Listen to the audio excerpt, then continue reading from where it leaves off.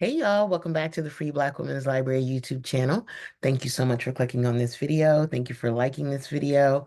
Thank you for subscribing to my channel.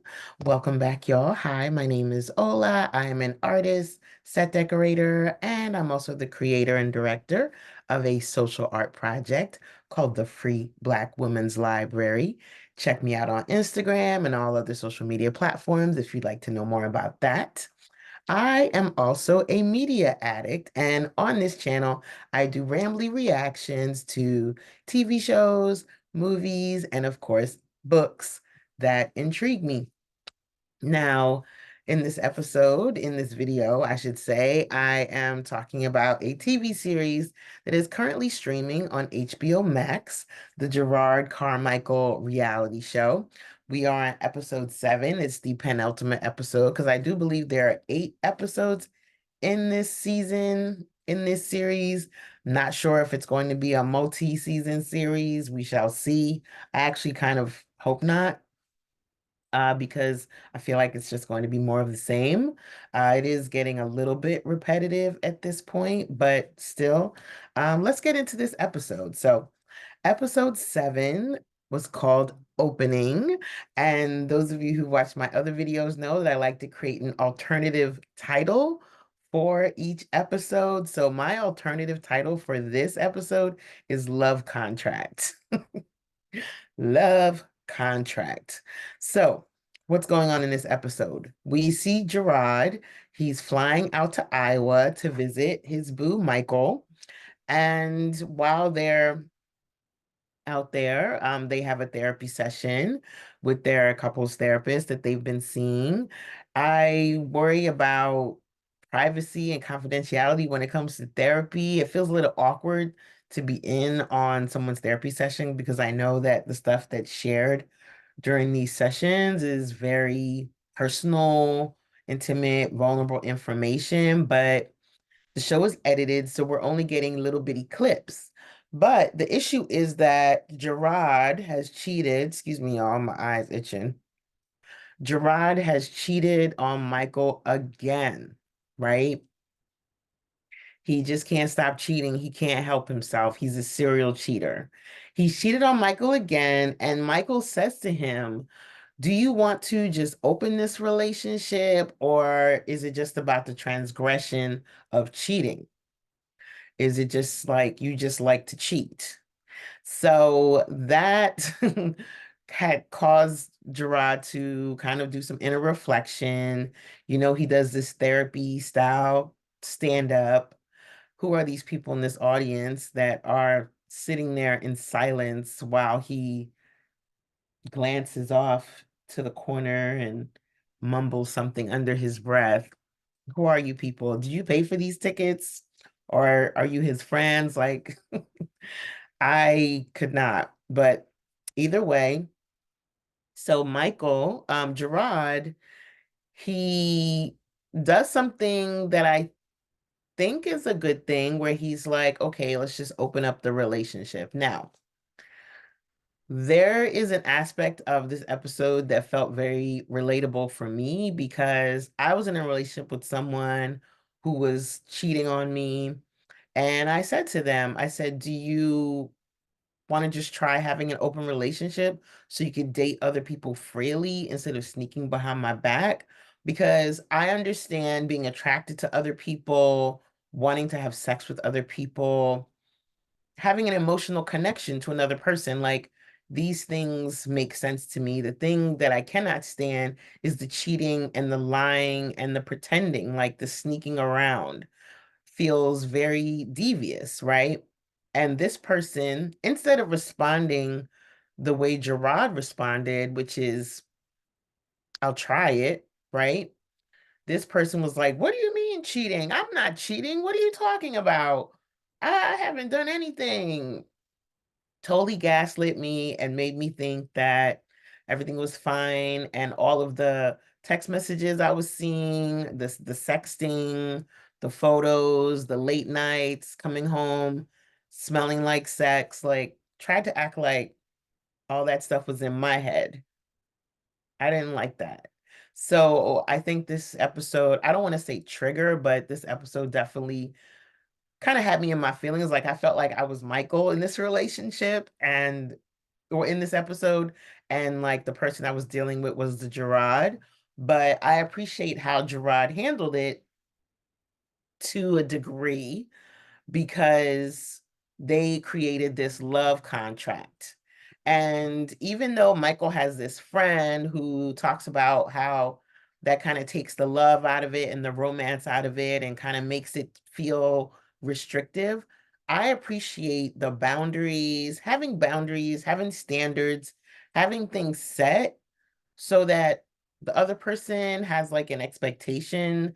There's an aspect of honor and respect to the relationship because, like Tina Turner says, what's love got to do with it, right? It's not just love that makes a relationship, it's also trust, respect, honesty, communication.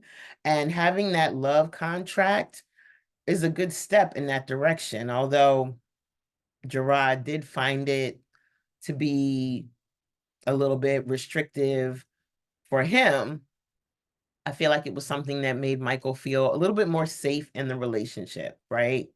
So it's obvious that Jerrod is repeating his family dynamics, right? It's obvious that Jerrod is repeating these patriarchal, toxic um, ways of being within like hetero relationships because of what he experienced with his parents, right? It's obvious that, like Anonymous said, Jerrod is his dad in this relationship and his mom is Michael, right? Because his dad cheated for their whole marriage. Jerrod learned how to be a man from his dad and from his dad's behavior. So in this circumstance, I found myself asking, like, does Jerrod really love Michael, or does he just like cherish and appreciate him and like want him around? And does Michael kind of like feed his ego? Because it's obvious, like Michael talks about how he has like so much, like his love for Jerrod is so big, right? And part of why he appreciates this love contract is because it feels like it's in respect of the love that he has. So the dynamic, it feels like a toxic dynamic. It feels usury. It feels unbalanced. Jerrod definitely cares for Michael, but I don't know. I don't know. What do y'all think? Like this, like, I don't know if it's love or if it's just like, I like the way you make me feel. It feels good to be around you. You're so cute. You're so smart. I, yeah. So they open up the relationship in this episode, and that means that not only does Jerrod get to see other people, but Michael also gets to see other people. And when I say see, I mean have sex with. And they see other people separately, and they also have situations where they experiment with being with another person together. So they're doing this like throuple thing. So this was a very sex heavy episode, very sex heavy. There is an aspect, there's a scene, we don't see it, where Michael and Jerrod are like scrolling and they find someone. And I'm just amazed at how easily sex happens between people. Like you barely know each other, you just see each other on an app, and the next thing you know, we are in each other's home and you're having sex. Like, I swear to God, I'm not judging, but I am so paranoid. I'm so uptight. Like, nobody comes to my home outside of my best friend. And I can't see well, anyway, let me not go too far down a tangent. But either way, this happens. They have the throuple situation, and Jerrod goes back home, comes back to New York, and then Michael comes to New York, and then Jerrod goes to have sex with two men that he's had sex with before. They're a couple, and he lets Michael, no, I'm going to F someone. And so while he's away, Michael has somebody over from Grinder and has sex on the couch in Jerrod's apartment. It felt like a reverse Uno card. Yeah. Yeah. So it's this thing of like where Jerrod wants to be able to do whatever he wants to do, but when Michael tries to do other things with other people, you can tell that it makes Jerrod feel really uncomfortable. And he never really says how much he loves Michael. Like he never says, "Oh, I love him so much," or "He's so beautiful. He's so good to me. I adore this person." Like I don't really hear these adoring words coming out of Jerrod's mouth as far as like love. I hear him talking about Michael being cute, Michael being smart, but never like love, right? We hear Michael professing love for Jerrod. We don't hear Jerrod professing love in the same way, right? He says, I love you, but it's like a goodbye. It's not like, so I don't know. I might be projecting, as I said, because this story is a little bit relatable, but let me know what y'all think. The scales seem unbalanced. The scales seem unbalanced. Okay. So there's that happens. So I like seeing Jerrod kind of uncomfortable and facing his own hypocrisy. I like seeing him like understand that he is the way he is because of his parents and because what he witnessed with his parents. What I don't like is that he's not growing beyond that. Like once you figured out that your parents have damaged you, then it's up to you to manifest ways, come up with some strategies to work through that damage so that you're not repeating the same patterns with other people. Because right now, what you're doing is you're repeating a pattern, Jerrod. So, anywho, let's talk about the good, the bad, and the cringe, right? So, the good, I'm struggling a little bit to find the good in this episode. I like the fact that Jerrod has this friend, Anonymous, who kind of helps him to understand that what you're doing in this relationship is the same thing you witnessed with your parents. I'm not sure if he realized that before that moment. So that was good. I like the love contract. I had to pause my screen to kind of see some of what it said. If I were ever going to be in an open relationship, I would definitely use some of these things as a reference as far as like casual sex not being allowed. Casual sex is allowed, but nothing romantic is allowed. I'm a demisexual, so I'm not sure how you can separate romance from sex. Like I cannot separate those two, but I understand people do it every day. I like the no exes rule. That was a really good rule. No sleepovers, no travel, no dinners. So no dating, basically, other people, but you're allowed to have sex with other people. Michael doesn't have to tell you until after the experience.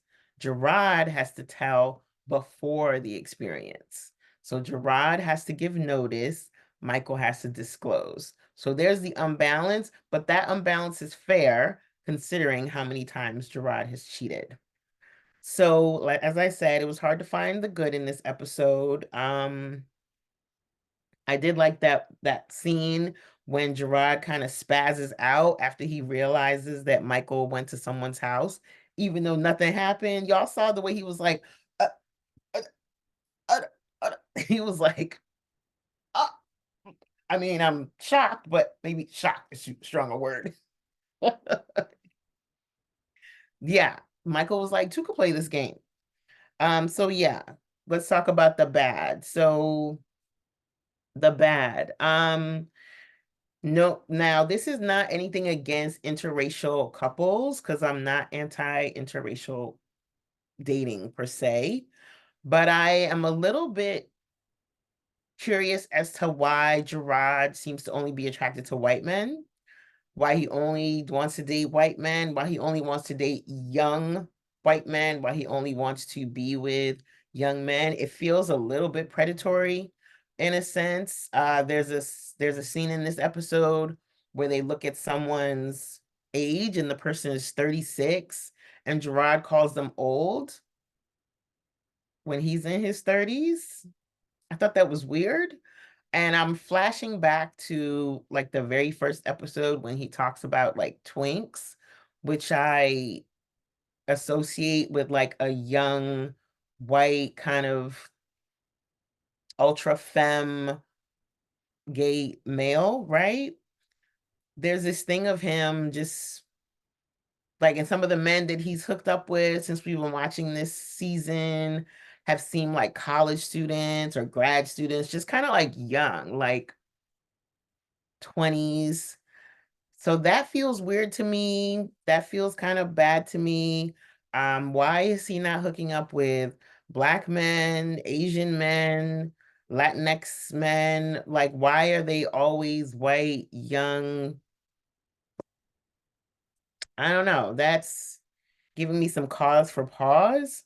And I'm like, I understand people have their preference and whatever like that. But if you're of a certain race and you only date or attract another certain race, that feels more like a fetish and something else. It doesn't feel like a preference. So let's talk about the cringe. The good, the bad, and the cringe. The cringe for me was just going back to that feeling that I felt before these last two episodes. Like y'all know, I've been watching this series since episode one, and I really enjoyed the last episode and the one before it. This one, not so much, because once again, it's revealing this kind of like stagnant, egotistical, kind of hypocritical, like person. And I get that this is an aspect of his character. This is like this Truman Show where he's revealing the good, the bad, and the cringe. Like, I get that, but I don't like the way he's like, I don't even know how to talk about this properly, because when it comes to conversations about sex, I always come off as a prude to all my friends for my whole life. And I do believe in sexual liberation and being sexually free, but it's like the lying and the cheating and the sneakiness. I don't know. Like, is it satisfying? Does it feel physically satisfying? Like, even when he comes back from his threesome and Michael's like, so how was it? And he's like, oh, it was nice. Like, are you enjoying these sescapades? Or are you just doing it because you feel like that's what you're supposed to do as a man? You know? I don't know. I'm not sure what's happening here. But this is the second to last episode, and even though I have all of these different notes, I can't even read my own freaking handwriting. But yeah, Michael is his mom and Michael is me. I like that he went to visit him. And this whole idea of open relationships. Let me know. What do y'all think? Do open relationships work? Can they work?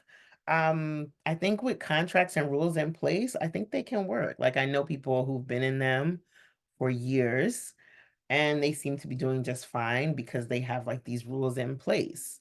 I know that when it comes to the heart wants what the heart wants. So why not be respectful in your moves, right? And hold your partner, your person, hold you have their heart in your hand. So value that, right? Show that you appreciate it, show that you find it precious, and that you're not out here trying to hurt somebody that you claim that you love. So, anywho, that's all I'm going to say about this episode. I'm going to go and watch episode 8 and then shoot the video for the last finale. And I'm also going to shoot some book videos. So, please stay tuned for that. Please leave a comment. Please subscribe. And I'll see you on the next one. Bye.